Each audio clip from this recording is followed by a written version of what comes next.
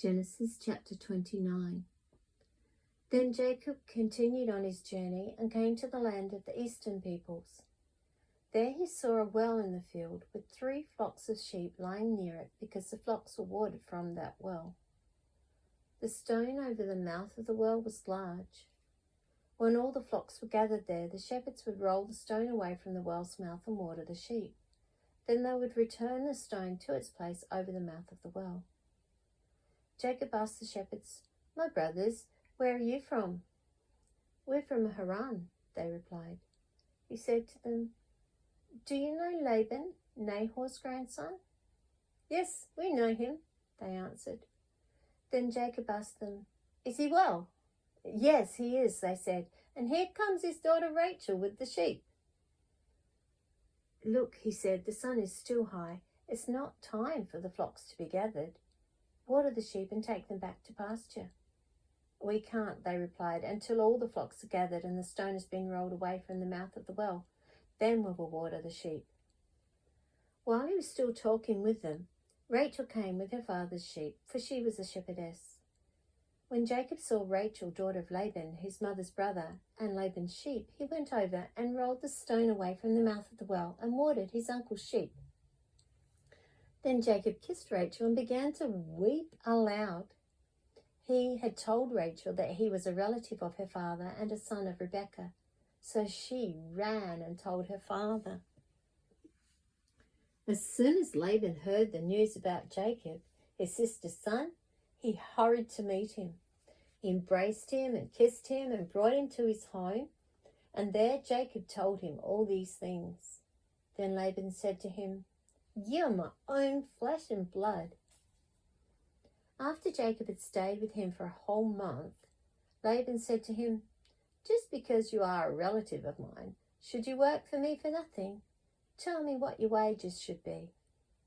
Now Laban had 2 daughters. The name of the older was Leah, and the name of the younger was Rachel. Leah had weak eyes, but Rachel was lovely in form and beautiful. Jacob was in love with Rachel and said, "I'll work for you 7 years in return for your younger daughter Rachel." Laban said, "It's better that I give her to you than to some other man. Stay here with me." So Jacob served 7 years to get Rachel, but they seemed like only a few days to him because of his love for her. Then Jacob said to Laban, "Give me my wife. My time is completed, and I want to lie with her." So Laban brought together all the people of the place and gave a feast. But when evening came, he took his daughter Leah and gave her to Jacob, and Jacob lay with her. And Laban gave his servant girl Zilpah to his daughter as her maidservant. When morning came, there was Leah. So Jacob said to Laban, "What is this you have done to me? I served you for Rachel, didn't I? Why have you deceived me?" Laban replied, "It is not our custom here to give the younger daughter in marriage before the older one. Finish this daughter's bridal week, then we will give you the younger one also in return for another 7 years of work." And Jacob did so. He finished the week with Leah, and then Laban gave him his daughter Rachel to be his wife. Laban gave his servant girl Bilhah to his daughter Rachel as her maidservant.